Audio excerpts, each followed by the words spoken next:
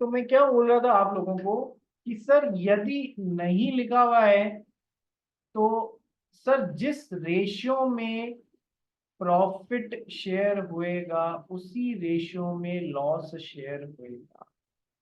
लेकिन कई बार ऐसा भी तो होता है लेकिन कई बार ऐसा भी तो होता है कि सर मिस्टर ए बी और सी तो ठीक है प्रॉफिट और लॉस शेयर कर रहे हैं, मिस्टर डी को ये लोग अंदर लेके आते हैं इसी शर्त पे कि वो पार्टनर ओनली इन प्रॉफिट्स रहेगा, पार्टनर इन प्रॉफिट्स ही रहेगा।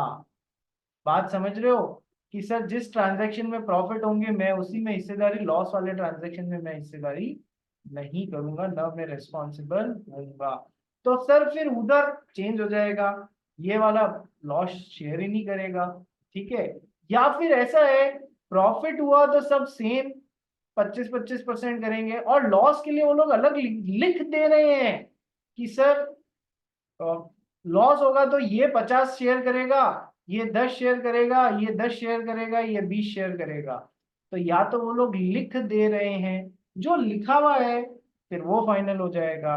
अच्छा एक बात और ध्यान रखना, शायद आपको अपना जो है पहला चैप्टर कराते हुए ध्यान नहीं दे पाया हूं मैं। सर यदि माइनर के तो किस्सा अलग है, minor is admitted only for profits, उसका मतलब मैंने आपको नेट जीरो बता दिया था, ओनली फॉर प्रॉफिट्स का मतलब क्या होता है।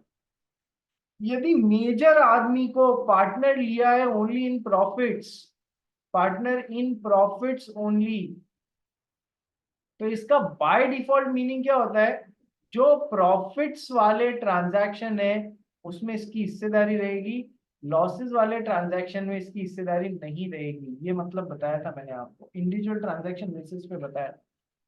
और ध्यान रखना, मान लो ए बी सी डी में से D partner in profits only है, तो क्या थर्ड पार्टी इसको रेस्पॉन्सिबल बना सकती है लॉस वाले ट्रांजैक्शन के लिए? नहीं कि पूरे सब जने रेस्पॉन्सिबल होंगे। नहीं सर, ये केवल पार्टनर इन प्रॉफिट्स में ही है कि सर यदि मिस्टर डी को पार्टनर इन प्रॉफिट्स बनाया गया है तो थर्ड पार्टी भी इनको किसी लॉस वाले ट्रांजैक्शन के लिए रेस्पॉन्सिबल नहीं बना सकती। वो ये नहीं बोल सकती कि है ना आपस में एडजस्ट कर लेना, मैं तो सबको रेस्पॉन्सिबल बनाऊंगा ना। ये फिर केवल ये इतनी सी बात जो है ना कि यदि कोई पार्टनर इन प्रॉफिट्स है, थर्ड पार्टी उसको लॉस के लिए रेस्पॉन्सिबल नहीं वाले ट्रांजैक्शन के लिए रेस्पॉन्सिबल नहीं बना सकती, ये नहीं रहेगा। ठीक है, ये बात ध्यान रखना। नेक्स्ट पॉइंट नंबर जी पढ़ भाई। Interest on capital and loan given by partners. Sir वैसे तो पार्टनर्स पार्टनरशिप में किस लिए आते हैं, थोड़ा सा रिस्क लें, कोई बिजनेस स्टार्ट करें। ठीक है, थोड़ा सा रिस्क लें, कोई बिजनेस स्टार्ट करें। सब जने, पार्टनर नंबर वन ने 1 लाख रुपए की कैपिटल डाली, पार्टनर नंबर दो ने भी 1 लाख रुपए की कैपिटल डाली, पार्टनर नंबर तीन ने भी 1 लाख रुपए की कैपिटल डाली। ठीक है सर, सर तीनों ने यदि 1-1 लाख रुपए की कैपिटल डाली है, ठीक है, तो बेसिकली क्यों डाल रहे हैं सर, ये रिस्क ले रहे हैं। और जब इनकी एक्टिविटीज से प्रॉफिट जनरेट होएगा, मिदुष ध्यान से सुनना, जब इनकी एक्टिविटीज से प्रॉफिट जनरेट होएगा तो वो प्रॉफिट को शेयर करेंगे। मेन उद्देश्य क्या होता है, प्रॉफिट जनरेट करके उसको शेयर करना। What my point not? Yes sir. तो क्या पार्टनर्स ने जो कैपिटल कंट्रीब्यूट की है उस पे उनको इंटरेस्ट लेना चाहिए, उस पे उनको इंटरेस्ट लेना चाहिए क्या? कि मैं पार्टनरशिप में 1 लाख रुपए की कैपिटल डाल रहा हूँ तो मेरे को 10% का इंटरेस्ट चाहिए, मेरे को 10% का इंटरेस्ट चाहिए? ना ना ना ना, नहीं लेना चाहिए। बेसिकली फंडा तो ये है, लॉजिक तो ये बोलता है कि भाई आप शेयर्स प्रॉफिट में हिस्सेदारी लोगे ना आगे जब भी आएगी, तब आप अपनी कैपिटल पे इंटरेस्ट क्यों लेना चाहते हो? तो सर नहीं लेना चाहिए। बट फिर भी यदि ये तीनों पार्टनर्स मिलके अपने पार्टनरशिप एग्रीमेंट में लिखते हैं नहीं हम तो हमारी कैपिटल पे इंटरेस्ट भी लेंगे, तो सर कितना परसेंट इंटरेस्ट ले सकते हैं वो मेंशन किया जाएगा। क्या ये बात समझ में आई? क्या ये बात समझ में आई आप लोगों को कि हाँ यदि ये लोग अब नक्की करते हैं कि नहीं हम तो लेंगे, तो फिर कितना परसेंट लिया जाएगा वो भी मेंशन किया जाना चाहिए। चलिए जी, नेक्स्ट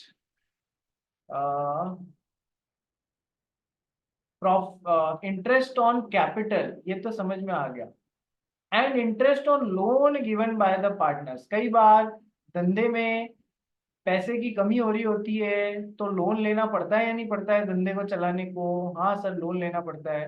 बाहरी व्यक्ति से लोन ले रहे हो तब तो कोई प्रॉब्लम ही नहीं है, वो पहले ही रेट ऑफ इंटरेस्ट बता देगा, मैं 10% लूंगा या मैं 15% रेट ऑफ इंटरेस्ट लूंगा। यदि किसी पार्टनर से लोन ले रहे हो फर्दर पार्टनरशिप के कामों के लिए, तो या तो बता दो कि यदि किसी पार्टनर से लोन लिया है तो हम 8% या 10% उसको सालाना की दर से इंटरेस्ट पे करेंगे। यदि नहीं बताया, या आगे जाके पढ़ोगे आप कि पार्टनर्स को लोन पे कितना परसेंट इंटरेस्ट दिया जाए, ऐसा कुछ मेंशन नहीं किया हुआ है, और पार्टनर ने देते हुए भी मेंशन नहीं करवाया लोन देते हुए, तो by default interest at the rate 6% per annum के रेट से पार्टनर को उसने जो लोन दिया है उस पे इंटरेस्ट 6% पर एनम की रेट से इंटरेस्ट पे किया जाएगा। या तो लिख दो, नहीं लिखा तो बाय डिफॉल्ट 6% पर इंटरेस्ट के रेट से पार्टनर को इंटरेस्ट पे किया जाएगा। आगे पढ़ो। The salary, commission, and the drawings, etc. of each partners. कई बार कुछ पार्टनर एक्टिव पार्टनर होते हैं और कुछ पार्टनर स्लीपिंग पार्टनर होते हैं।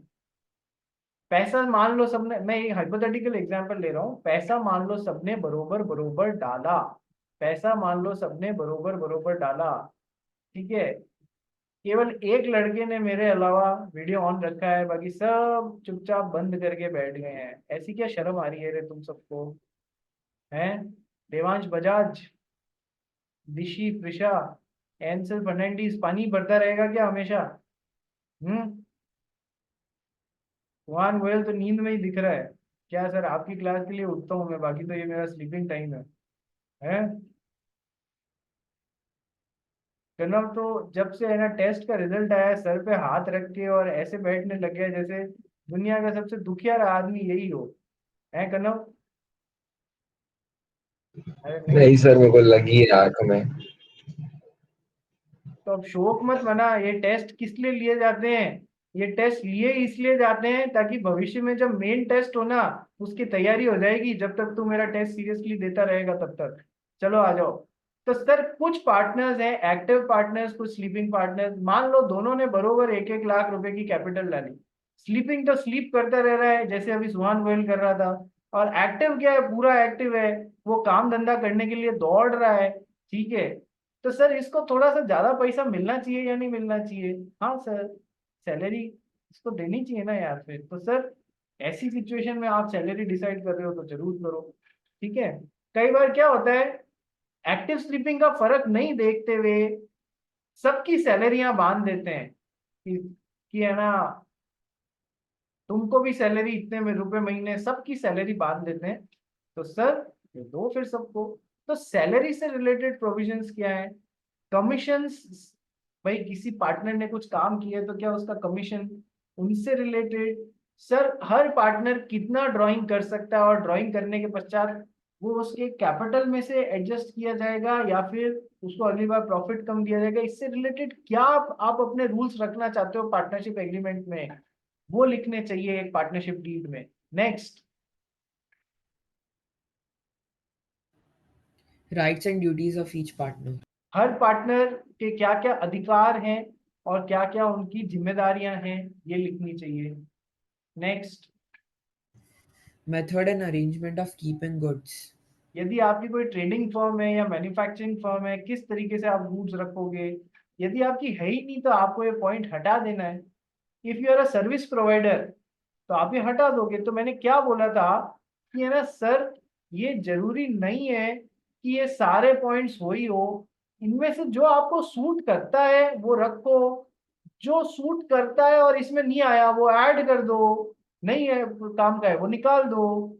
पूरी फ्लेक्सिबिलिटी है आपको, ठीक है। यदि आप अपने सैलरी देना ही नहीं चाहते हो पार्टनर्स को तो सैलरी का पॉइंट रखोगे ही नहीं, सिंपल सी बात है, ठीक है। आगे बढ़ गई। The circumstances in which the partnership firm will be dissolved. यदि आप पहले से इतने दूर दृष्टि वाले हो कि इन सिचुएशंस में हम अपनी पार्टनरशिप फॉर्म को डिसॉल्व कर देंगे, तो यहाँ पर आप वो लिखो।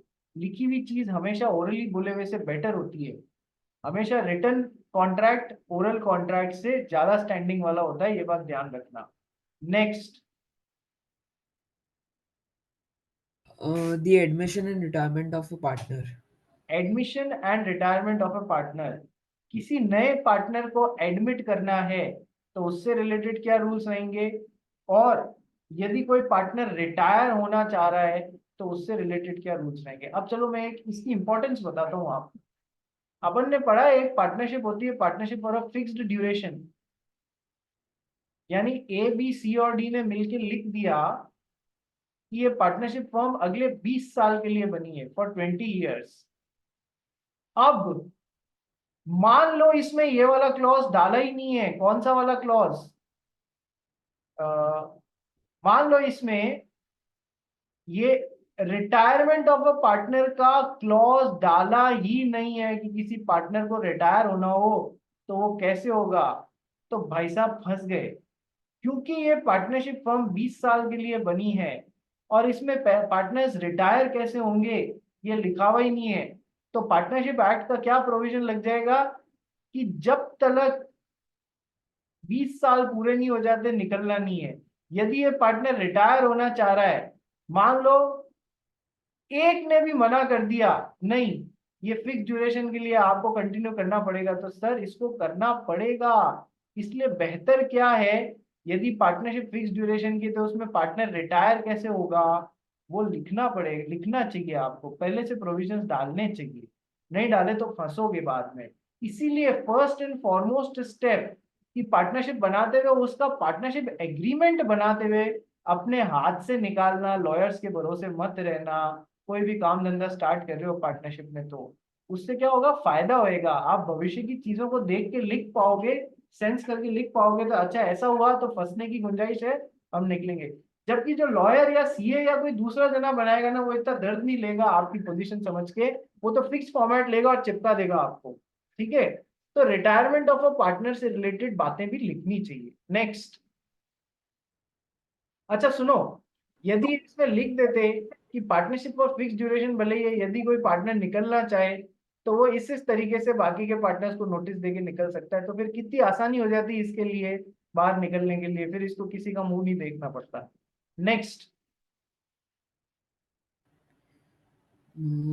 Provisions for expulsion of a partner. So, provision for settlement of accounts in case of dissolution of firm. यदि फर्म डिसॉल्व हो रही है, खत्म हो रही है, तो पार्टनर्स के बीच में अकाउंट्स किस तरीके से सेटल किए जाएंगे, settlement of accounts of firm upon dissolution, उसका तरीका बताया हुआ है, तब तो बिल्कुल ही प्रॉब्लम नहीं होगी। ठीक है, next, Provisions for expulsion of a partner in case of gross breach of duty or fraud. अच्छा इस पे ये एग्जाम का क्वेश्चन है, इस पे अलग से टॉपिक है, इस पे अलग से क्वेश्चन आता है, ये भी एग्जाम का क्वेश्चन है, इस पे भी अलग से आता है। ठीक है, तो सर अपने को क्या पढ़ना है, provision for expulsion of a partner. देखो ये एक पार्टनरशिप है, 4 जने पार्टनर्स हैं। यदि ये 3 मिल जाएं, पार्टनरशिप डीड साइलेंट है, पार्टनरशिप डीड साइलेंट है। यदि ये 3 मिल जाए तो इसको उठा के बाहर फेंक सकते हैं क्या, एक्सपेल कर सकते हैं क्या पार्टनरशिप फॉर्म में से। मैंने क्या कहा, पार्टनरशिप डीड साइलेंट है, एक्सपल्सन से रिलेटेड कोई प्रोविजन नहीं है, तो answer will be no. Partnership deed यदि साइलेंट है, पार्टनरशिप एग्रीमेंट साइलेंट है, तो किसी भी एक पार्टनर को उठा के बाकी के पार्टनर्स एक्सपेल कर ही नहीं सकते, मर जाए तो भी नहीं कर सकते हैं। ठीक है, तो आप और वो पार्टनर यदि बदमाशी कर रहा हो तो क्या करोगे आप लोग, फिर प्रॉब्लम में आओगे ना। तो इसलिए यदि आप किसी पार्टनर को बाहर उठा के फेंकना चाहते हो, यदि वो गड़बड़ी कर रहा है तो ठीक है, तो आपको क्या करना होगा, शुरुआत से पार्टनरशिप एग्रीमेंट में किसी पार्टनर के एक्सपल्शन से रिलेटेड प्रोविजंस डालने पड़ेंगे, तभी आप उसको उठा के बाहर फेंक पाओगे। इस एक्सपल्शन को दुरुपयोग नहीं करना है, कि चलो इसको उठा के बाहर फेंक देते हैं तो अपन सबके प्रॉफिट्स बढ़ जाएंगे, इसके हिस्से के प्रॉफिट्स अपने तीनों में आ जाएंगे। ना ना ना, ये पॉसिबल ही नहीं है। ठीक है, इसलिए एक्सपल्शन का दुरुपयोग नहीं करना है, वो सब मैं आपको टॉपिक में पढ़ाऊंगा।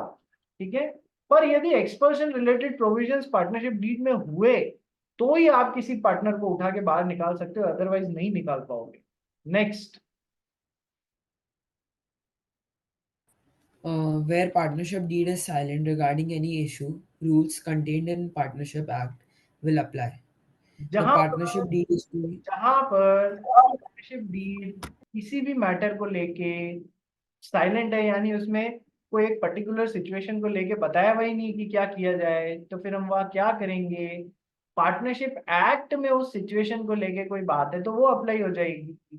As simple as that. ठीक है, यदि आप उससे थोड़ा हटके काम करना चाह रहे हो तो आप अपनी डील में उससे पार्टनरशिप एक्ट से हटके चीजें ड्राफ्ट कर लो, आपके हिसाब से काम हो जाएगा। लेकिन यदि आपने कोई वैक्यूम छोड़ा हुआ है पार्टनरशिप डीड में जहां बताया ही नहीं है कि इस सिचुएशन में क्या किया जाए, तो वहां पार्टनरशिप एक्ट देख लेना, वहां से सोल्यूशन निकल जाएगा। सर पार्टनरशिप डीड जो है, एग्रीमेंट है, उस पे सबका साइन होना चाहिए ना, सारे पार्टनर्स का? यस सर, सारे पार्टनर्स का साइन होना चाहिए। राघव काबरा बोल। सर अगर कोई पार्टनरशिप डिसाइड करते कि वो लोग फ्यूचर में कोई माइनर को ले गए तो उसके लिए अग्रीमेंट में कुछ नहीं बताना पड़ता है, राइट? क्या फ्यूचर में क्या करेंगे? किसी माइनर को एडमिट करेंगे तो उसके लिए एग्रीमेंट में कुछ भी नहीं बताना रहता है, राइट? फ्यूचर की फ्यूचर में देखेंगे ना, वो तो वैसे ही साइलेंट है, तो क्या माइनर को पार्टनर जैसे लिया जा सकता है? नहीं। Minor can be admitted only for profits, तो वो तो पार्टनरशिप एक्ट में लिखा हुआ है ना, एक्ट अपने आप लागू हो जाएगा, दैट्स इट। Yes sir. ठीक है, पार्टनरशिप डीड सारे पार्टनर्स के द्वारा साइन होनी चाहिए। ठीक है सर, नोट पढ़ना भाई।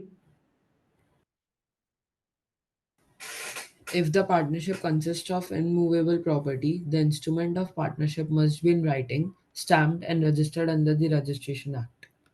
सर यदि पार्टनरशिप के पास में कोई इमूवेबल प्रॉपर्टी है, कोई ऑफिस है, कोई फ्लैट है, कोई चीजें हैं, कोई रजिस्टर्ड ऑफिस है जो इनके ओनरशिप में है, तो फिर सर इस पार्टनरशिप डीड को जो है इंस्ट्रूमेंट ऑफ पार्टनरशिप, मतलब ये जो पार्टनरशिप डीड है वो नेसेसरली राइटिंग में होनी चाहिए, जितने रुपए के स्टैंप लगने हैं वो भी होना चाहिए, और वो रजिस्टर्ड भी होनी चाहिए अंडर दी रजिस्ट्रेशन एक्ट। ठीक है, तो रजिस्ट्रेशन एक्ट मतलब आप कोई जमीन खरीदते हो, फ्लैट खरीदते हो, तो आप जाके उसका ऑफिस में उसकी रजिस्ट्री कराते हो या नहीं कराते हो? यस सर, कराते हैं। तो वैसे ही यदि किसी पार्टनरशिप के पास में इमूवेबल प्रॉपर्टी है तो उसका जो इंस्ट्रूमेंट है वो बाकायदा राइटिंग और स्टैम्प के साथ में रजिस्टर्ड भी होना चाहिए, ये बात ध्यान रखिएगा। ठीक है जी, तो ये हुआ। अच्छा, इसमें एक नोट और है। क्या नोट? कि सर जहां पर पार्टनरशिप एग्रीमेंट में कुछ नहीं लिखा हुआ है वहां तो पार्टनरशिप एक्ट के प्रोविजंस अप्लाई हो जाएंगे। नोट नंबर 2 ये है कि सर आप उपरोक्त में से जो काम पॉइंट्स के नहीं है आपके वो हटा सकते हैं, और इसके अलावा इधर कुछ छूट गया है मेंशन करने से और आपके लिए वो इंपॉर्टेंट, तो आप वो यहाँ ऐड कर सकते हैं, किसी ने नहीं रोका है। ठीक है, तो पूरी फ्लेक्सिबिलिटी है। एग्जाम में क्वेश्चन आया है, क्वेश्चन किस तरीके से आया है? Mister Raghav Kabra, who is the secretary of the partnership number XYZ this has been assigned with a task to draft the partnership deed for this new partnership. Kindly explain what all points should Raghav Kabra include in his partnership deed. ऐसे करके पूछ लिया ये सारे points, तो बताओ भाई ये सारे पॉइंट्स इंक्लूड होने चाहिए। ठीक है, नीचे ये एक दो नोट लगा देना कि कोई पॉइंट छूट गया है तो वो बाद में मतलब वो ऐड किया जा सकता है, पूरी फ्लेक्सिबिलिटी है। इमूवेबल प्रॉपर्टी है तो रजिस्टर भी कराएंगे, ये सब बात। विदुष मोदी बोल, क्या हुआ? सर तो जैसे कई पार्टनरशिप्स मतलब it is not compulsory to register a partnership under the act, तो फिर उसमें आपको कई ऑप्शन है नहीं करने का, नहीं सर, तो भी सारे प्रोविजंस तो उस पर लागू होंगे ही ना। किस चीज के प्रोविजंस? इंडियन पार्टनरशिप एक्ट के। देख, रजिस्टर होना या नहीं होना, रजिस्टर होना या रजिस्टर नहीं होने से इंडियन पार्टनरशिप एक्ट 1932 की एप्लीकेबिलिटी ऑन दिस फर्म पे कोई फर्क नहीं पड़ता है। बात समझ रहे हैं? चाहे वो यदि वो पार्टनरशिप फर्म है तो इंडियन पार्टनरशिप एक्ट तो उस पर लागू ही होगा ही होगा। बात समझ गया? यदि वो रजिस्टर है तो मैं आगे बताऊंगा आपको नेक्स्ट चैप्टर्स में उसको क्या क्या बेनिफिट्स मिलेंगे, और यदि वो रजिस्टर नहीं है तो उनको ये 4-5 बेनिफिट्स नहीं मिलेंगे। इतनी सी बात है, पर ये इतने इंपॉर्टेंट बेनिफिट्स हैं जो तुमको इनडायरेक्टली प्रेशराइज करते हैं रजिस्टर ही बनाओ। बात समझा? ठीक है, वहां जब पढ़ेगा तो और क्लैरिटी मिलेगा। पर पार्टनरशिप एक्ट तो दोनों पे अप्लाई होता है, चाहे वो रजिस्टर्ड पार्टनरशिप फर्म है चाहे वो non registered partnership. Got the point Modi साहब? ठीक है, गोयल साहब बोलिए। सर ये क्वेश्चन में एज इट इज सब लिखने सारे पॉइंट्स ओ तक सब। मैं यही बोल रहा हूँ बेटा, जितने पर तू लॉजिकली सोच देख, इसमें याद रखने लायक ज्यादा कुछ नहीं है, थोड़े बहुत पॉइंट्स ही हैं। पार्टनरशिप का नाम नहीं लिखेगा, पार्टनरशिप का एड्रेस नहीं लिखेगा, पार्टनर्स के नाम और एड्रेस नहीं लिखेगा, उनके प्रॉफिट शेयरिंग और लॉस शेयरिंग रेशियो नहीं लिखेगा, कैपिटल कंट्रीब्यूशन नहीं लिखेगा, पार्टनरशिप कब चालू हुई ये नहीं लिखेगा, ठीक है, हर पार्टनर के राइट्स और ड्यूटीज क्या है ये नहीं लिखेगा, फिर पार्टनरशिप में कोई नए पार्टनर को ऐड करना है रिटायर करना है ये नहीं लिखेगा, पार्टनरशिप में यदि किसी को एक्सपेल करना है तो वो नहीं लिखेगा, पार्टनरशिप जो ये चीजें है ना, कि यदि किसी पार्टनर से लोन लेंगे तो उसको कितना इंटरेस्ट पे करना है, पार्टनर्स को सैलरी पे करनी है क्या, तो जो जितने पॉइंट्स याद आए उतने लिख देना। तो ये मैं ये नहीं कह रहा हूँ कि सारे ही लिखने जरूरी है, बट एग्जामिनर को देख के लगना चाहिए हाँ इसको आता है। ठीक है, तू एक आध पॉइंट भूल गया वो एक अलग बात है। अब तेरे partnership form service provider form है तो तू गुड्स का पॉइंट लिखेगा क्या? नहीं लिखेगा ना। बात समझ आ गई? ठीक, और किसी को कोई डाउट?